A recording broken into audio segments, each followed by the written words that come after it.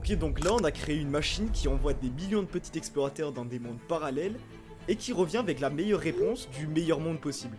Non, ce n'est pas un film, c'est une machine qui existe et aujourd'hui je vais t'expliquer comment elle marche. Commençons par un petit exercice de pensée pour comprendre la différence entre un ordinateur normal et un ordinateur quantique. Imagine que tu cherches une aiguille dans une immense botte de foin. Un ordinateur classique va chercher chaque brin un par un. Ça peut prendre une éternité avant qu'il puisse trouver l'aiguille. L'ordinateur quantique, lui, grâce à ses qubits, peut chercher partout en même temps et trouver l'aiguille immédiatement. C'est pour ça qu'il est capable de résoudre des problèmes que les ordinateurs classiques ne pourront jamais résoudre en un temps raisonnable.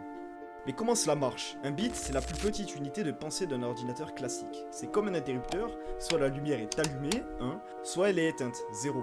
Ton PC, ton portable, ta console, ils réfléchissent en milliards de petits interrupteurs qui s'allument et s'éteignent pour te donner une réponse. Un qubit dans un ordinateur quantique, c'est un interrupteur magique. Il peut être allumé, éteint, ou les deux en même temps. Un peu comme si tu pouvais dormir et courir un marathon au même instant. Un ordinateur normal pense comme toi et moi. Une idée, puis une autre, puis encore une autre. L'ordinateur quantique, lui, pense à toutes les idées en même temps. Comme si, au lieu de choisir un chemin, il marchait sur tous les chemins à la fois et revenait avec le plus rapide. Et ça change tout. Parce que quand il faut résoudre un problème énorme, il ne met pas des années.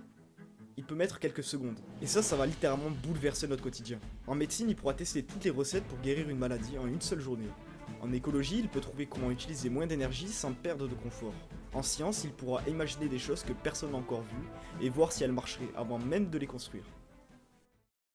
Mais il y a un hic, ces machines sont timides, elles n'aiment pas le bruit, pas la chaleur, pas même une petite vibration.